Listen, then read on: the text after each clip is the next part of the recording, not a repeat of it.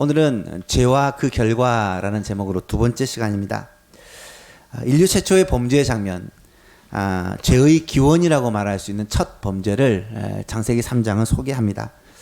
오늘은 이 죄에 대한 장면 가운데 죄의 결과에 대해서 함께 생각해 보고자 합니다. 지난 시간에 우리가 죄에 대해서 좀 고민을 해보았습니다. 죄란 무엇입니까? 죄는 모든 고통과 죽음의 원인이 되는 것이 죄라고 말씀을 드렸습니다. 죄는 아담 이후로 모든 인류가 태어나면서부터 자동적으로 죄를 짓도록 죄성을 가지고 태어났다라고 말씀을 드렸습니다. 그것이 원죄라는 개념이죠. 또 죄를 짓게 되는 원인이 무엇인가? 물론 하나님 밖에, 예수님 밖에 있는 사람은 나면서부터 죽을 때까지 자동적으로 죄를 지으며 삽니다. 사단에 매여 있기 때문에. 하지만 죄와 사망의 권세로부터 구원을 받은 우리가, 하나님의 자녀된 우리가 여전히 죄를 짓는 이유가 무엇일까? 그 이유에 대해서 두 가지를 말씀드렸습니다. 하나는 사탄이가 우리를 미혹하기 때문이고, 또 하나는 우리가 욕심 때문에 그 사탄의 미혹에 빠지기 때문이다 라고 말씀을 드렸죠. 우리의 욕심이 어떤 것이 있습니까? 육신의 정욕, 안목의 정욕, 이생의 자랑, 이런 육신의 욕심이 이 사탄의 미혹을 선택하게 되더라라는 거예요. 다시 말하면 이 미혹을 끊고 이길 수 있는 능력을 하나님이 주셨는데 그 능력을 발휘하지 못하고 있다는 거예요. 어떻게 해야 죄를 극복하고 하나님의 뜻을 따라 살 수 있습니까? 세 가지를 말씀드렸습니다. 말씀 붙잡는 거예요. 하나님의 말씀이 우리의 마음을 주장하도록 날마다 말씀을 읽고 묵상하는 것. 그리고 성령의 인도하심을 따르는 것입니다. 내 힘으로는 안 돼요. 내 안에서 역사하시는 성령의 인도하심을 따라 사는 것이고, 예수님께 꼭 붙어 있는 것입니다. 예수님으로부터 날마다 말씀과 기도로 주님과 교제하며 주님께 붙어서 이 미혹을 이기고 죄로부터 승리하는 삶을 사는 것이 우리 성도의 삶이다라는 것을 지난 시간에 말씀드렸습니다. 오늘은 죄를 지으면 그 결과, 아담과 하와가 범죄함으로 말미암아 결과를 어떻게 나타나는지를 우리가 살펴보면서 이 죄의 결과에 대한 우리가 교훈을 얻었으면 좋겠습니다. 죄의 결과는 크게 두 가지로 말할 수 있습니다. 하나는 관계가 단절된다는 것, 그리고 두 번째는 하나님의 심판이 있다는 것입니다. 오늘 본문에 아담과 하와가 범죄함으로 말미암아 관계가 단절되었습니다. 어떤 관계가 단절되었습니까? 먼저 죄로 말미암아 하나님과의 관계가 단절됩니다. 2장 15절 이하를 보면 여호와 하나님이 그 사람을 이끌어 에덴의 동산을 만들고 그 동산에 두어 그것을 경작하며 지키게 하셨다. 하나님께서 사람을 위하여 에덴의 동산을 창설하십니다. 만드십니다. 그리고 그 동산에 아름다운 식물과 동물로 풍성하게 해놓고 사람을 거기 두셔서 이 동산을 사람이 다스리도록, 관리하도록, 경작한다라는 말은 cultivate, 이렇게 개발한다라는 의미입니다. 그 동산을 관리하고 개발하도록 맡겨 주셨습니다. 그리고 여호와 하나님이 그 사람에게 명하여 이르시기를 동산 각종 나무의 열매는 마음대로 먹어도 된다. 그런데 17절에 선악을 알게 하는 나무의 열매는 아마 동산 중앙에 있는 나무 중에 하나일 거예요. 이 선악을 알게 하는 나무의 열매는 내가 먹지 말라. 먹는 날에는 반드시 죽으리라 라고 말씀을 하셨습니다. 이 말씀은 제가 처음에 말씀드렸듯이 이 동산이 우리들에게 맡겨진 청지기이지만 내가 주인이 아니라 나의 주인이 계시다. 모든 만물의 주인이 계시다라는 것을 깨닫게 하시기 위해 한 가지 금령을 하나님이 내려주신 거죠. 그런데 아담과 하와는 그 하나님의 율법을, 계명을 어기고 그 나무를 따 먹습니다. 물론 사단의 꿰매 빠져서 그렇게 범죄를 하게 되죠. 여러분, 그렇게 죄를 짓고 나니까 아담과 하와가 그 자리에서 죽었습니까? 반드시 죽으리라 했는데 반드시 죽은 게 아니라 살아 있습니다. 뿐만 아니라 어쩌면 사단이 이 하와에게 속인 것처럼 네 눈이 밝아져 하나님처럼 된다라고 했는데 정말 이것을 따먹고 나니까 눈이 밝아집니다.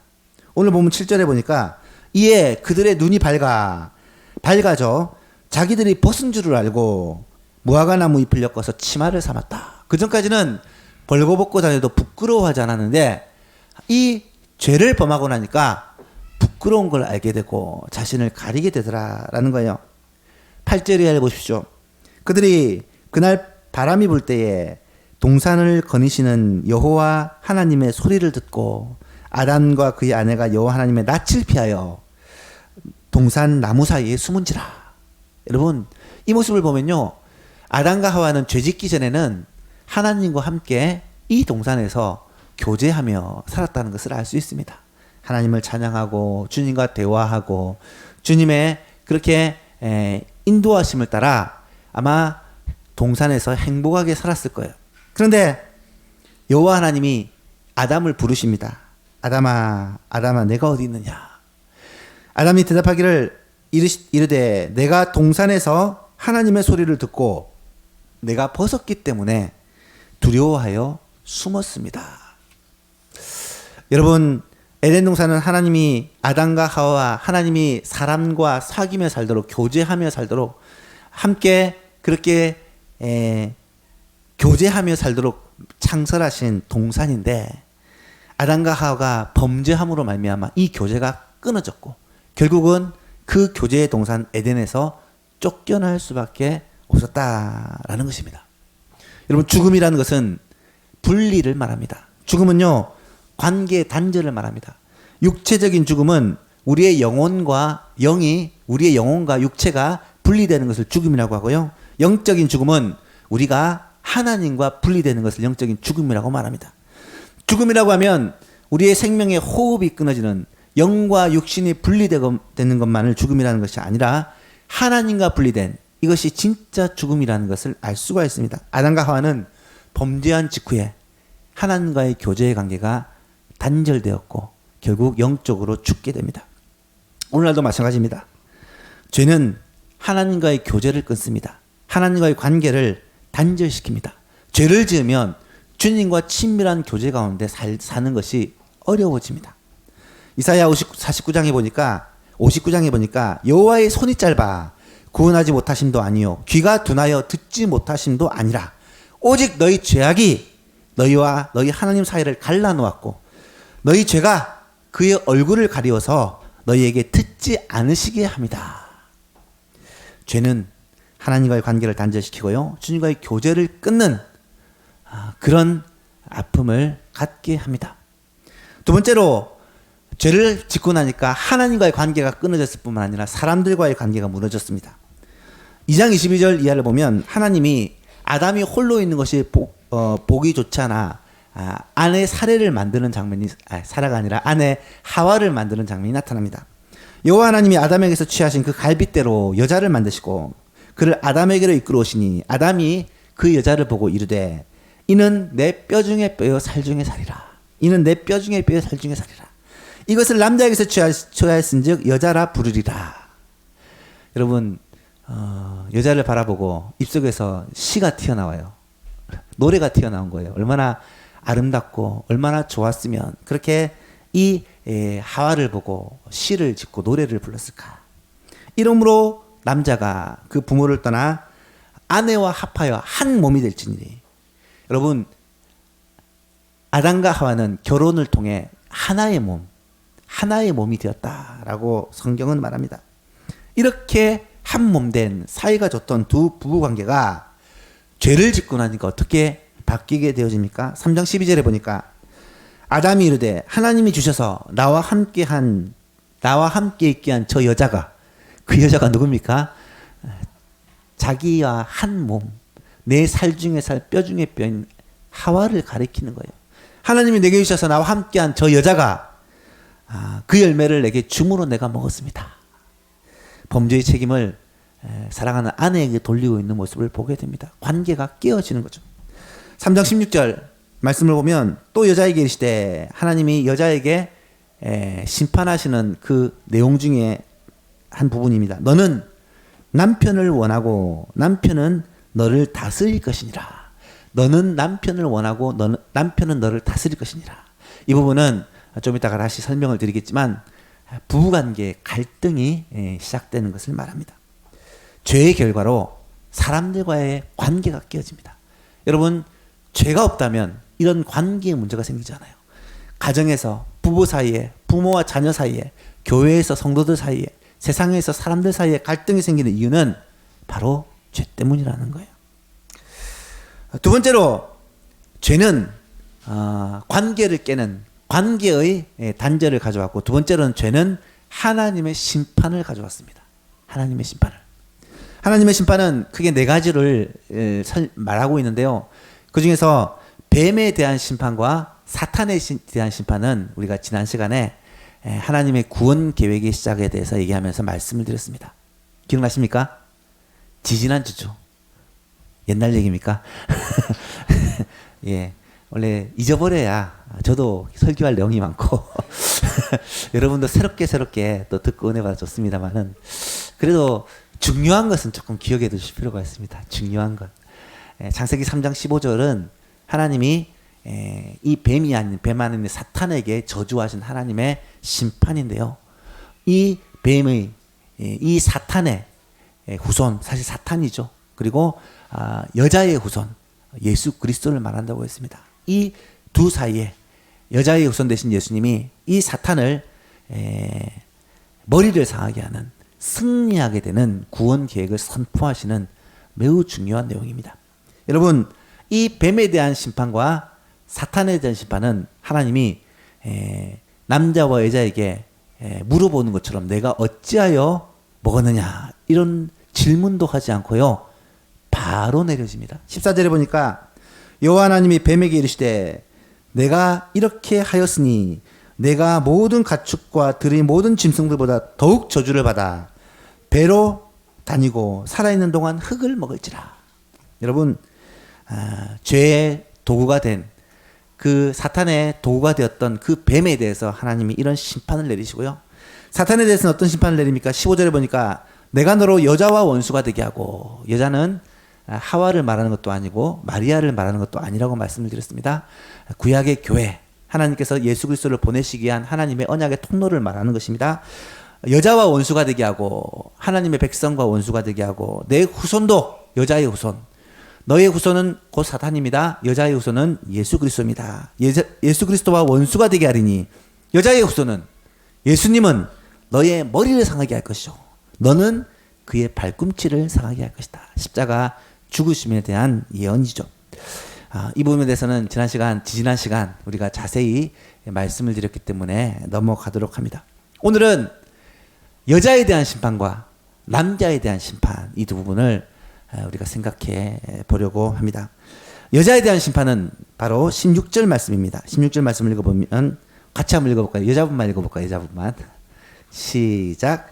또 여자에게 이르시되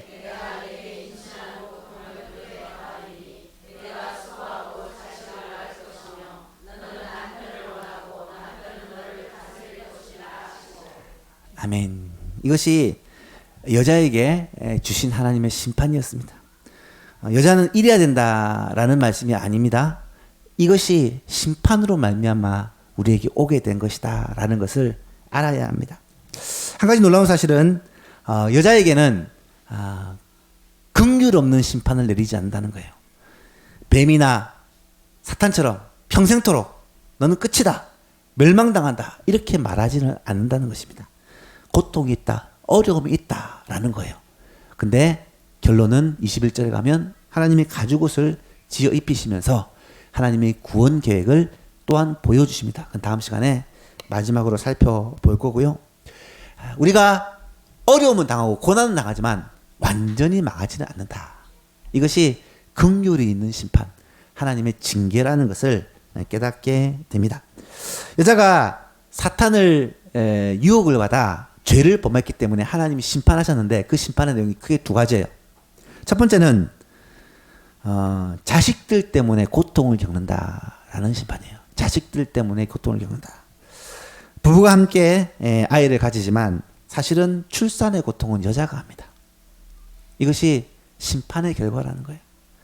그리고 심판의 출산의 고통만 하는 게 아니고 잉태하는 고통, 아이를 10달 동안 배 안에 가지고 고생하는 고통을 겪게 되고, 그 아이가 태어나서 자라면서도 엄마가 대부분의 고통을 감내하는 것을 우리는 보게 됩니다.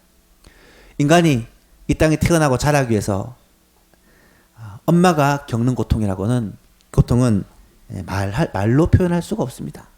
10달 동안, 9달 동안 뱃속의 아이를 가지고 불편을 겪어야 하고, 또 태어날 때 극심한 고통을 겪어야 되고, 그 아이를 젖먹이 때부터 키워나가면서 많은 고통을 감내해야 됩니다.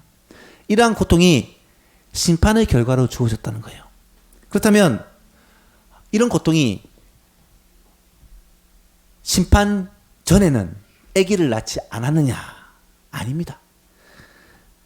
아담과 하와가 아기를 낳기 전에 죄를 범했기 때문에 알 수는 없지만, 만약에 이 죄를 범죄하기 전에 아이를 낳았다면요, 아이를 잉태하는 동안에도 고통이 없고요, 아이를 낳을 때도 고통이 없고요, 아이를 키울 때도 고통이 없었을 거예요. 자녀는 하나님이 주신 선물이기 때문입니다. 생육하고 번성하라, 땅에 충만하라, 이 말은 많은 자녀를 낳으란 말이거든요. 많은 자녀를 낳으라고 하나님께서 복을 주신 것이 이 여인에게 주신 자녀의 축복입니다. 남자는 꿈꿀 수 없는 여자들만의 복인데, 그 자녀를 낳고 키우는 복이 고통이 되어버렸다는 거예요. 가장 큰 고통이 되어버렸다. 이것이 하나님의 심판이라는 것입니다. 여러분, 범죄하고 난 후에 지금도 이 죄 가운데 있을 때에 하나님의 축복, 하나님의 최고의 복인 생육하고 번성하여 자녀를 낳고 키우는 이 복이 고통이 되어버리고 아픔이 되어버리고 상처가 되어버리는, 출산과 육아라는 스트레스와 고통 때문에 평생을 힘들게 살아야 하는 그러한 비극이 일어나게 되었다라는 것이죠. 또한 두 번째는 이 범죄의 대가로, 범죄의 심판으로 남편 때문에 고통을 겪어야 하는 그러한 심판을 받게 됩니다. 16절 하반절을 보니까 이렇게 말씀을 합니다. 너는 남편을 원하고 남편은 너를 다스릴 것이니라. 자녀로 인한 고통뿐만 아니라 남편으로 인한 고통이 더해지는데요. 행복을 위해 결혼을 하고 행복을 위해 그렇게 가정을 꾸리지만 가정으로부터, 자녀로부터, 남편으로부터 행복을 누리기보다 많은 고통을 받게 된다는 거예요. 여러분, 너는 남편을 원하고 남편은 너를 다스린다 라는 말을 좀 자세히 보셔야 돼요. 남자가 여자를 원할 것 같습니까? 여자가 남자를 원할 것 같습니까? 예, 일반적으로 남자와 여자가 서로를 원해야 정상이에요. 남자는 여자를 원하고 여자는 남자를 원하고, 그래야 사랑하고 결혼하고 행복한 가정을 만들 거 아닙니까? 그런데 이 범죄한 결과 타락한 인간들은 여자가 결혼하기 전에는 주로 남자가 여자를 원하고, 결혼하고 나면은 주로 여자가 남자를 원하는 그런 비극적인 상황에 놓이게 된다는 거예요. 서로를 향한 원함, 이 원함이라는 단어가 히브리어 원어를 보니까 사랑을 말하는 게 아니라 욕심과 갈망, 소유욕, 지배욕을 말하는 단어로 사용되었더라고요. 무슨 말입니까?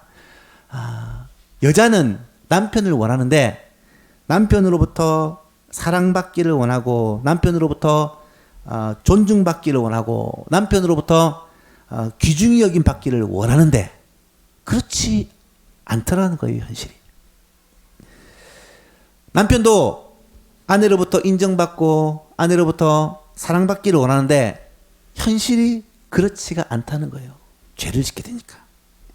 여러분, 오늘날 우리 현실을 보면 이 말씀이 무슨 말인지 아마 이해가 되실 것입니다.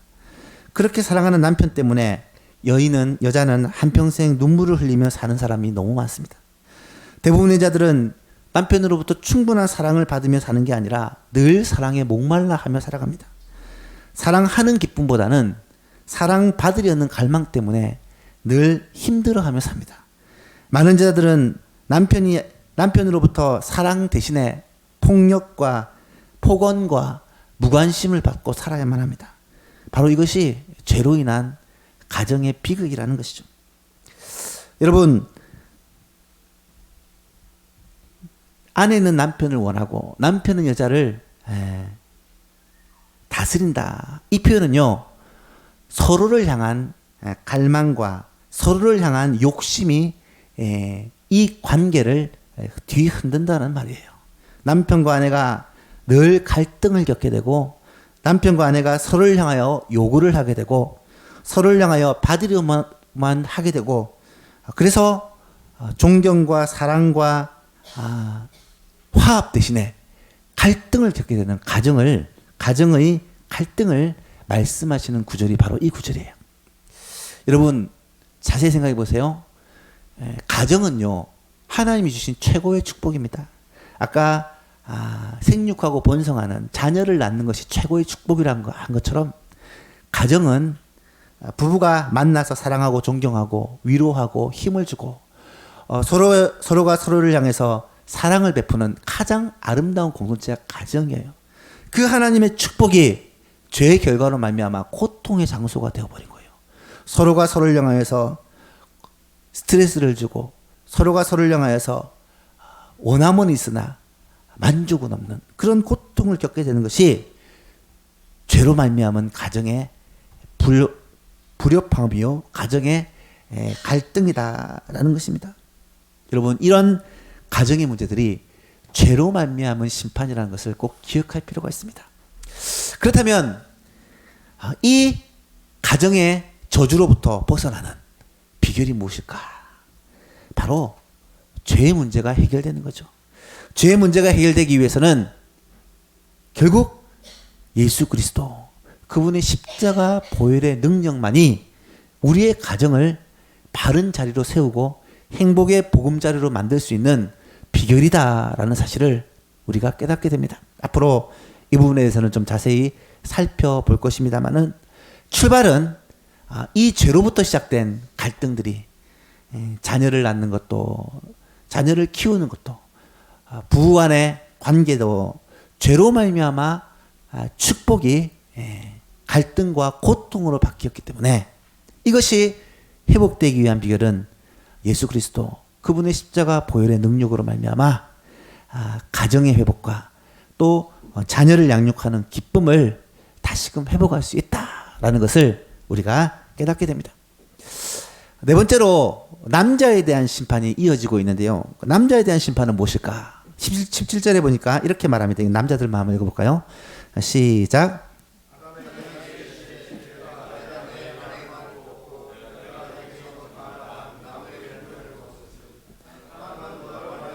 저주를 받고 너는 내 평생에 수고하여야 그 소산을 먹으리라. 아멘. 남자에게 내리신 하나님의 심판의 내용입니다.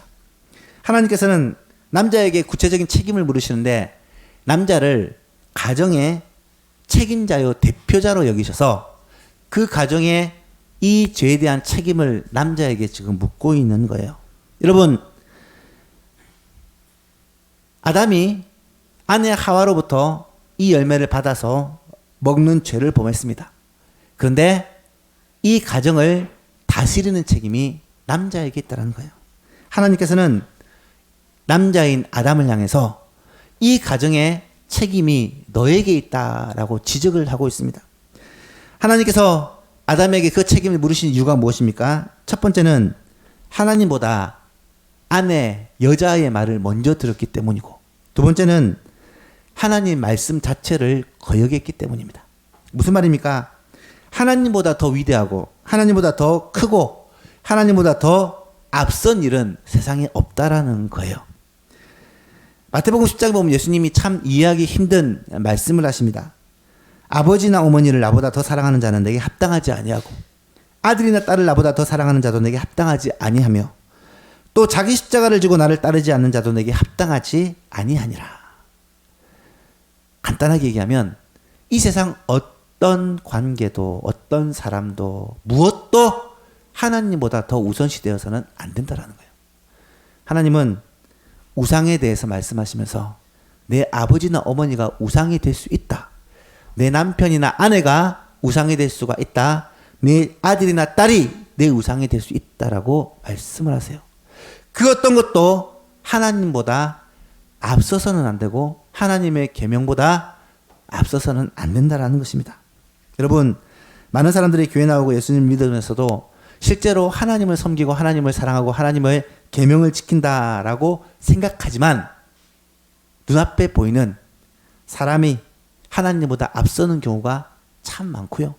눈앞에 보이는 물질이, 성공이, 명예가, 나의 어떤 자존심이 하나님보다 앞서는 경우가 참 많다라는 것을 알게 됩니다. 하나님을 최우선순위에 두지 않는 것에 대해서 지금 아담에게 말씀하시는 거예요. 그것에 대한 죗값을 묻고 계신다는 것입니다.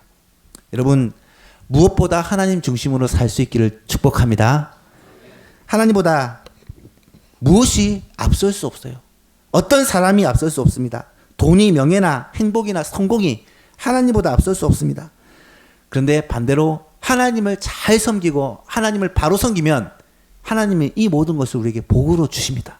하나님을 잘 섬기니까 하나님께서 물질도 주시고, 하나님을 바로 섬기니까 하나님께서 우리에게 건강도 주시고, 하나님을 바로 섬기니까 하나님께서 우리에게 아름다운 가정도, 화목도 주시고, 자녀들도 하나님이 믿음으로 자라게 해주신다는 거예요.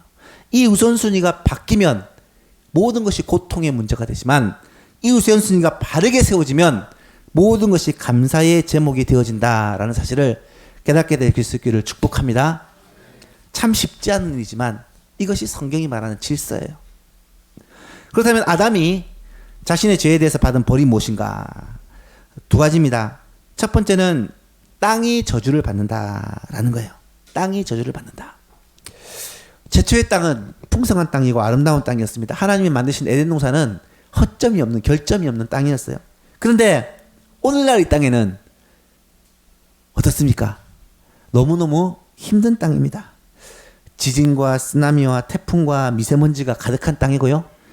빙하의 위험과 엘니뇨 현상과 오존층이 파괴 등 이 세상은 점점 환경이 파괴되어 가서 위기가 온다라는 얘기를 듣습니다. 엊그제 뉴스를 보니까 조만간에 한 대륙을 삼킬 만한 태풍이 몰아칠 수 있을 것이다. 제4의 빙하기가 올 수 있을 것이다. 뭐 그런 무서운 그런 뉴스 보도들을 본 적이 있습니다. 이 모든 것이 왜 일어나는 것일까? 인간의 죄 때문입니다. 욕심 때문입니다. 탐욕 때문입니다. 인간의 탐욕으로 말미암아 대기의 오염을 가져왔고, 인간의 탐욕으로 말미암아 물과 공기가 오염되었기 때문에 그로 말미암아 사람이 심판을 받고 죽어가는 거예요. 여러분, 이 땅의 저주는 특별히 남자들에게 어떤 저주가 부어진다면 땅이 저주를 받는, 그 당시는 가시덤불과 엉겅퀴를 내는 그런 저주를 받았고, 오늘 이 땅 가운데서는 땅이 효력을 제대로 주지 않는 그런 하나님의 심판이 임합니다. 일해도 열매가 없다는 거예요. 수고하지만 결과가 없다는 것입니다. 두 번째는 노동이 저주가 되는 그런 심판을 받습니다. 여러분, 남자들이 직장에서 사업장에서 돈을 벌기 위해 애를 쓰죠. 그것을 우리 여자분들은 생각보다 잘 모르시는 경우가 많더라고요. 물론 일 자체가 힘든 것도 있지만 일은 사실 사람들과의 관계잖아요. 나이에 또 뭐 이런저런 이유로 무시를 당하고 스트레스를 받고 또 사람들로부터 치이면서 그렇게 고생하면서 직장을 지키고 일을 하고 돈을 법니다.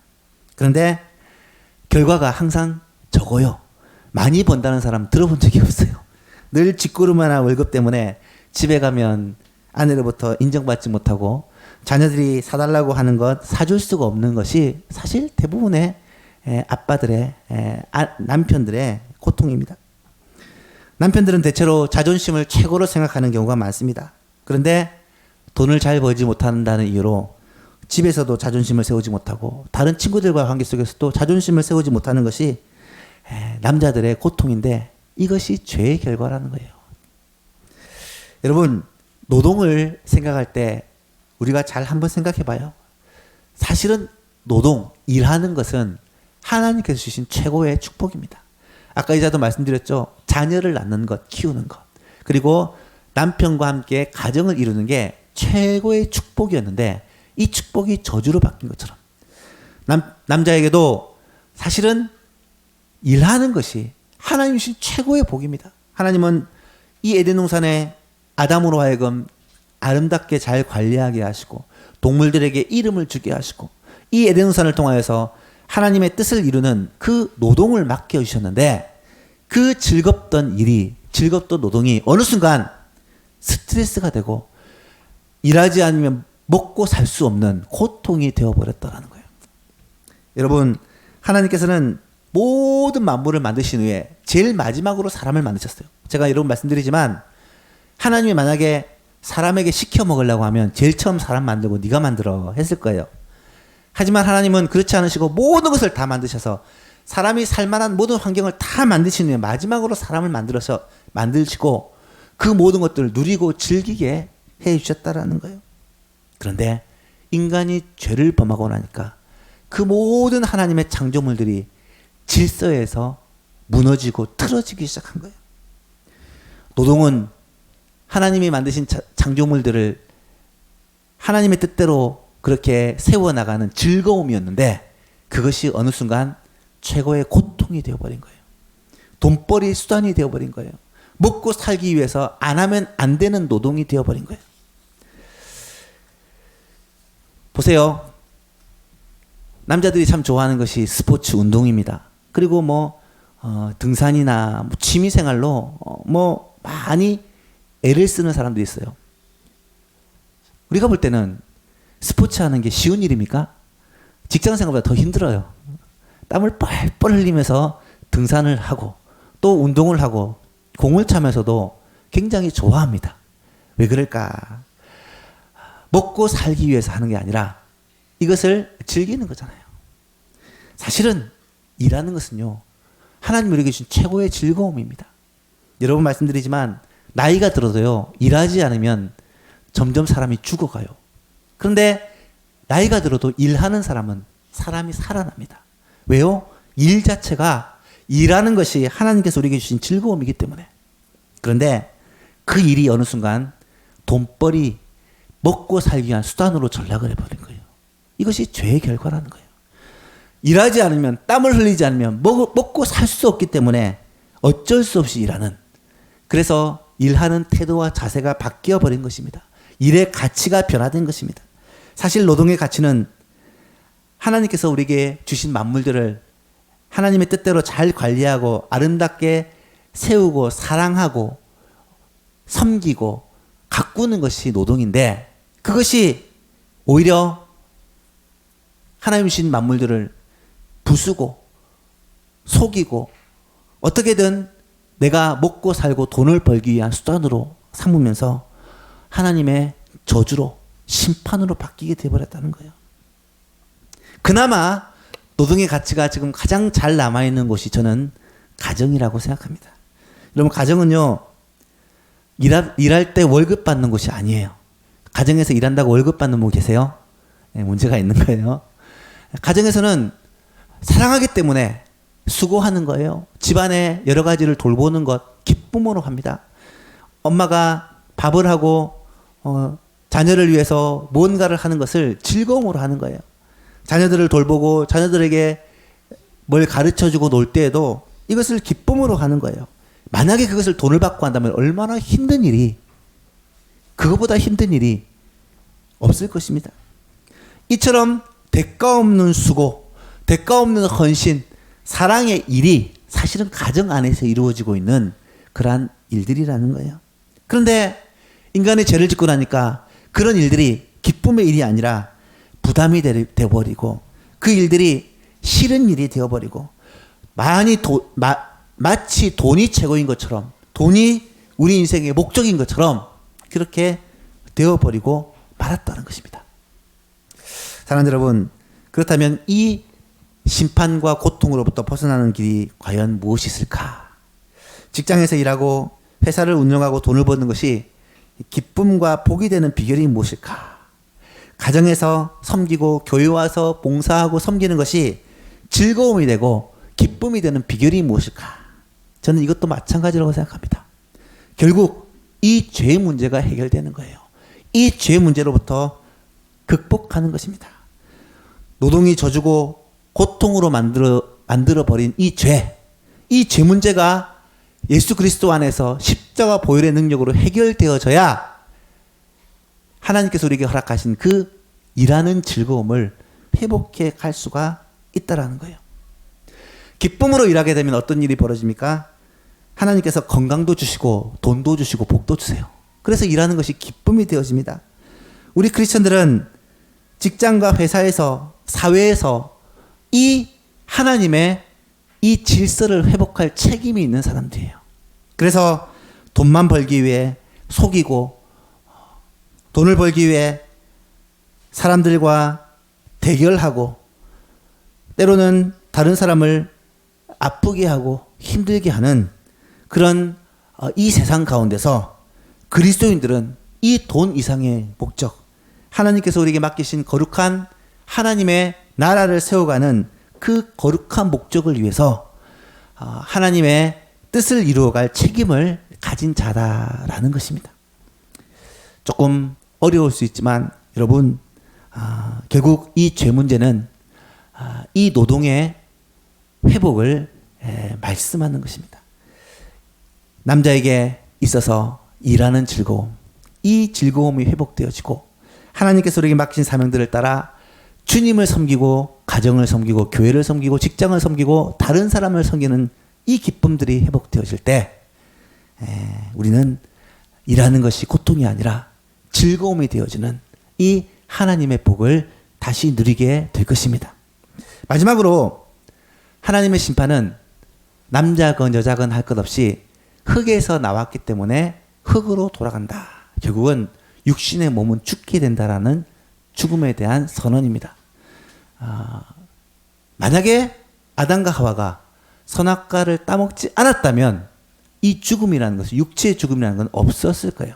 하지만 하나님이 약속하신 그대로 육체가 영원하지 않고 죽게 되는 심판을 받은 것입니다. 이것도 마찬가지로 어떻게 회복될 수 있습니까? 육체가 한 번 죽는 것은 모든 사람에게 동일하지만 우리에게는 부활과 영생이 주어집니다. 누구에게요? 바로 죄의 문제가 해결된 자에게.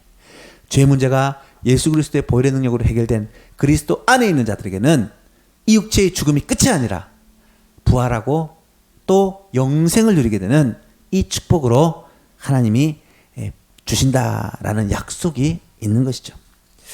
말씀을 맺습니다. 오늘은 죄의 결과에 대해서 생각해 보았습니다. 죄로 말미암아 두 가지 결과가 나타납니다. 하나는 관계 단절입니다. 하나님과의 관계가 단절되고 사람과의 관계가 단절되고 갈등을 겪게 되는 일들이 일어났고요. 또 한 가지는 하나님의 심판입니다. 하나님의 심판은 뱀에게 그리고 사탄에게 그리고 남자와 여자에게 하나님의 심판이 이루어졌습니다. 남자에게는 어떤 심판, 여자에게는 어떤 심판이 주어졌습니까? 자녀를 낳고 기르는 것이 고통이 되어버렸고요.